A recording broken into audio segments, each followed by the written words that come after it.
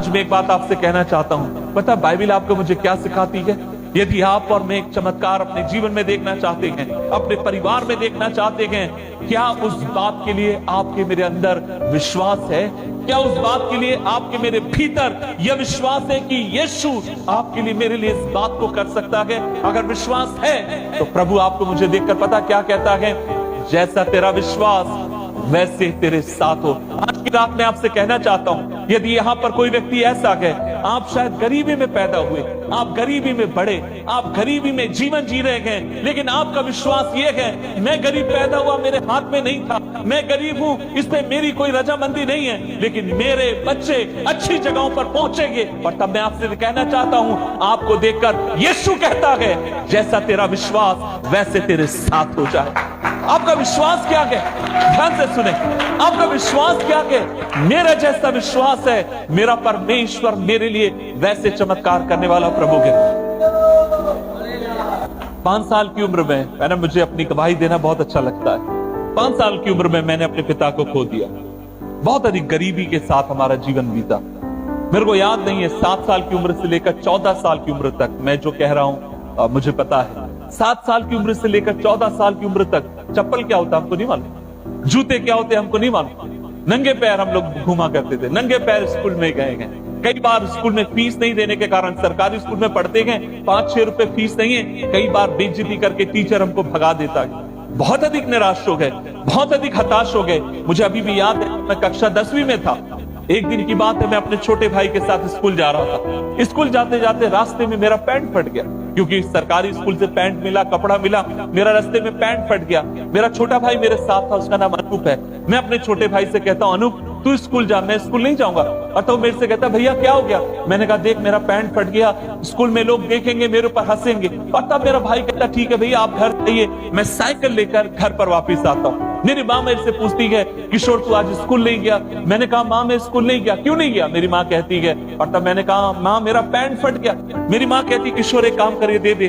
वो एक तरफ से सिलती है, दूसरे तरफ से मेरा पैंट फट जाता है। और तब मैं अपनी माँ से कहता हूँ, माँ जब तक आप मुझे नया पैंट लेकर नहीं दोगी मैं स्कूल नहीं जाऊंगा। और तब मेरी माँ कहती किशोर एक काम कर, बाजार में पूछ कर आ कितने रुपए कीमत है। मैं साइकिल लेकर जाता हूँ, बाजार में पूछने के लिए गया और तब मालूम पड़ा 50 रुपए कीमत है। मैं दौड़कर घर पर आता हूँ और माँ से कहता हूँ माँ मुझे 50 रुपए चाहिए, मैं 10वीं में पढ़ना चाहता हूँ, मैं आगे बढ़ना चाहता हूँ। और तब मेरी माँ कहती किशोर मेरे पास 50 रुपए नहीं है। वो पड़ोसियों के घर में गई, वो रिश्तेदारों के घर में गई, किसी ने भी 50 रुपए नहीं दिए और उसके पास 50 रुपए। हताश हो गया, मैं बहुत हताश हो गया। मुझे लगा हम लोग गरीब पैदा हुए हैं और एक दिन गरीब मर जाएंगे। मुझे लगा जीवन में कोई हमें पूछने वाला नहीं है। ऐसे ही हमारा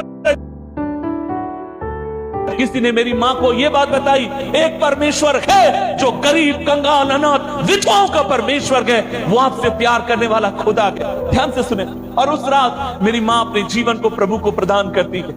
धीरे से जब वो विश्वास में आने लगी, मुझे याद है मैं बहुत में नहीं पढ़ पाए, लेकिन प्रभु हमें मौका देगा, हमारे बच्चे अच्छे स्कूल में पढ़ेंगे। मैं कहता कैसे होगा?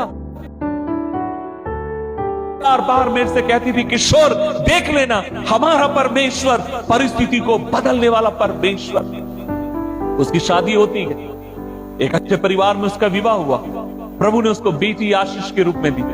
मेरे को अभी भी याद है जब वो बेटी बड़ी होती है, 3-4 साल की, स्कूल में जाने वाली थी, और एक दिन वो सवेरे के समय मेरे को फोन करती है और फोन करके मेरे से कहती है किशोर मेरे लिए प्रार्थना करना, मैं अपनी बेटी का एडमिशन कराने स्कूल में जा रही हूँ। मैंने कहा ठीक है, और मैं उसके लिए दुआ करता हूँ। शाम के समय वो दोबारा मुझे फोन करती है, उस समय मैं लखनऊ में था, यूपी में, और फोन करती है। और जब वो फोन कर रही है वो लगातार रो रही है और मैं उससे पूछ रहा हूँ क्या हो गया, और तब वो कहती है वो रोती ही जा रही है। मैंने कहा तू रो ले या बात कर ले, क्या हो गया, क्यों रो रही है? और तब वो मेरे से कहती है किशोर तेरे को मालूम है मैं आज अपनी बेटी का एडमिशन कहाँ करा कर आई हूँ? मैंने कहा मेरे को नहीं मालूम।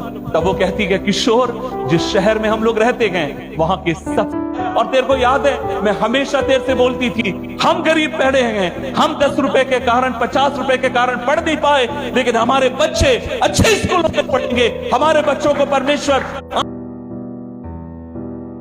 मुझे लगता है जिस उससे 2 साल पहले 3 साल पहले मैंने अपने बेटे को, जो इस समय कुछ देर पहले आप देख रहे होंगे छोटा बच्चा बजा रहा था, आज से 3 साल पहले मैंने उसको ऊटी में डाला पढ़ने के लिए। बहुत ऊटी में, जो कि आपका तमिलनाडु में एक जगह है, बहुत पहाड़ पर एक स्कूल है, वहां पर मैंने उसको डाला और आप विश्वास नहीं करेंगे, एक साल में उसकी फीस थी 1,50,000 रुपए। 50 रुपए नहीं है पैंट खरीदने की जिसकी औकात नहीं थी, परमेश्वर से योग्य बनाता है 1.5 लाख रुपए फीस देकर उसके बच्चों को पढ़ाने के लिए। मैं आज आपसे क्या कहना चाहता हूं, मैं आपसे यही कहना चाहता हूं, आपके मुंह के अंगीकार के कारण, आपके दिल के विश्वास के अनुसार परमेश्वर परिस्थितियों को, जीवनों को, परिवारों को, द्वारों को बदलने के लिए वो विश्वास योग्य परमेश्वर गए। और यहां पर इस सूबेदार कहता है, यीशु मसीह आप एक काम करिए, आप शब्द कह दीजिए और मेरा सेवक इसी घड़ी क्या हो जाएगा, चंगा हो जाएगा। वहां से आप और मैं देखते हैं यीशु मसीह आगे की तरफ बढ़ते हैं और बाइबल कहती है वहां से आगे बढ़ने के बाद हम एक और चमत्कार को प्रभु यीशु मसीह के वहां पर देखते हैं। प्रभु के वचन में लिखा है, मत्ती की किताब अध्याय 9 उसकी 18 आयत, book of Matthew chapter 9 verse 18 लिखा है, वह उनसे बात कर ही रहा था और देखो एक सरदार ने आकर उसको प्रणाम किया और कहा, मेरी पुत्री अभी मरी है, परंतु चलकर अपना हाथ उस पर रख दे कि वो जीवित हो जाएगी। इधर देखिए सब लोग, इससे पहले वो सूबेदार के घर में गया, यीशु कहते हैं मैं आकर तेरे सेवक को चंगा करूंगा, और वो कहता प्रभु मत आइए मेरे घर, आप शब्द कह दीजिए मेरा सेवक चंगा हो जाएगा। उसका विश्वास क्या था, यीशु के वाणी में ताकत है। और यहां पर एक और व्यक्ति है जिसको आप और मैं याईर नाम से जानते हैं, उसकी 12 साल की बेटी मर चुकी है, और ये व्यक्ति यीशु के पास आता और कहता प्रभु जी मेरी बेटी अभी अभी मरी है, आप एक काम करिए, और वो ये है आप चल कर, ध्यान से सुने, आप चल कर अपना हाथ किसके ऊपर रख दीजिए, मेरी बेटी के ऊपर रख दीजिए। क्या यीशु ने वहां पर नाराज हुए? नहीं, बाइबल कहती है जैसे ही यीशु सुनता है वह उठकर अपने चेलों समेत क्या हो लेता है, उसके संग हो लेता है। इधर देखिए, यीशु ने वहां पर क्या ये कहा, मैंने कफरनहूम में क्या किया था, मैं कफरनहूम में उस सूबेदार के घर पे नहीं गया, मैंने शब्द से उसके सेवक को चंगा कर दिया। क्या यीशु ने यहां पर यह कहा? नहीं, बाइबल कहती है वो व्यक्ति कहता प्रभु मेरे घर चलिए, मेरी बेटी पर हाथ रखिए, और यीशु मसीह पता क्या करने जा रहा है, घर जा रहा है ताकि उसकी बेटी के ऊपर क्या रखे, हाथ रखे। क्यों जा रहा है हाथ रखने? क्योंकि उसका विश्वास ये है, प्रभु आप जब अपने हाथ को मेरी बेटी के ऊपर रखेंगे, मेरी बेटी मुर्दों में से क्या हो जाएगी, जी उठेगी। और यीशु पता क्या कहना चाहते हैं, जैसा तेरा विश्वास वैसे तेरे साथ हो जाऊंगी। इधर देखिए प्रभु का वचन कितना अद्भुत है। यीशु मसीह भीड़ में आगे की तरफ जा रहे हैं, इधर देखिए भीड़ में आगे की तरफ जा रहे हैं और बहुत भीड़ है, और यहां पर एक महिला है जिसको 12 वर्ष से बीमारी है, और ये अपने मन में क्या कह रही है, यीशु मुझे छू लेंगे, उसको मालूम है इतनी भीड़ में यीशु मुझे छू नहीं सकते। यीशु एक शब्द कहेंगे, उसको पता है इतनी भीड़ में यीशु एक शब्द नहीं कह सकते, लेकिन उसके मन के अंदर ये विश्वास